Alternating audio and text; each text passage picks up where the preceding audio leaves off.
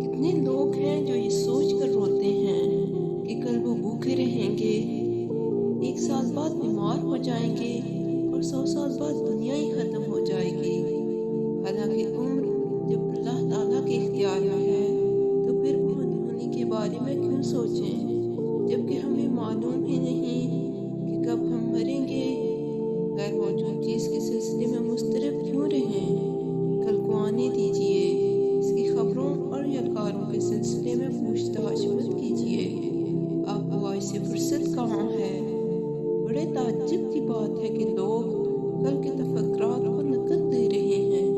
किस दिन इसे अदा करेंगे? इस दिन जिसका सूरज भी अभी नहीं निकला। लिहाजा लंबी उम्मीदों से दूर रहें। अल्लाह का हुक्म होकर रहेगा, इसकी जल्दी न मचाओ।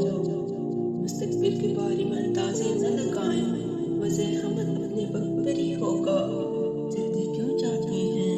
कल को पकने से पहले क्यों तोड़ना चाहते हैं? कल एक महफूज शय है जिसका अभी न वजूद है, न कोई मज़ा न रंग। तो हम इसके बारे में क्यों सोचें? अपने आप को क्यों हल्कान करें, जबकि अभी हमें मालूम ही नहीं कि वो आएगा भी या नहीं और मुश्किल होगा भी या नहीं। ऐब ये है कि अभी आलिम गैब में है, वो अभी आलिम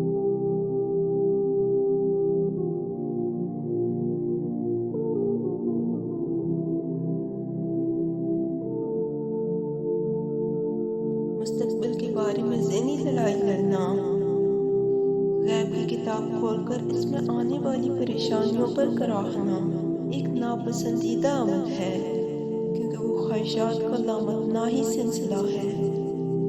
बहुत से लोग दुनिया के मुस्तकबिल को तारीख, भूख, प्यास, मुसीबतों और परेशानियों से भरा समझते हैं।